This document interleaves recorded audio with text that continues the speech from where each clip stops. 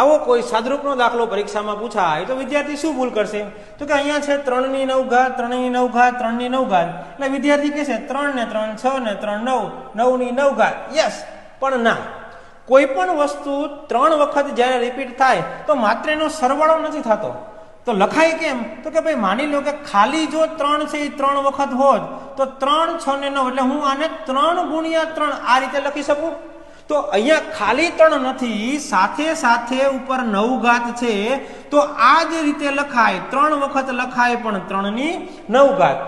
અહીંયા ઉપર એકેય ઘાત નથી એટલે 1 ઘાત, વચ્ચે ગુણાકારની નિશાની છે, આધાર સરખો એટલે ઘાતનો સરવાળો થાય, લખાય 3 ની 10 ઘાત. એટલે મારા સવાલનો જવાબ મળી ગયો 3 ની 10 ઘાત.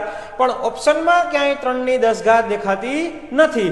પણ જો મારે 3 ની 10 ઘાત માંથી 9 ની કોઈ ઘાત બનાવી હોય તો મારે પહેલા તો 3 નો વર્ગ કરવો પડે, અને આ 3 ની 2 ઘાત છે પણ અહીંયા તો 10 છે એટલે ગુણ્યા 5 કરવા પડે.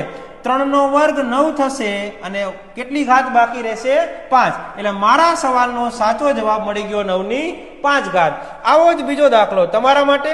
સવાલનો જવાબ તમે મને કોમેન્ટમાં આપો.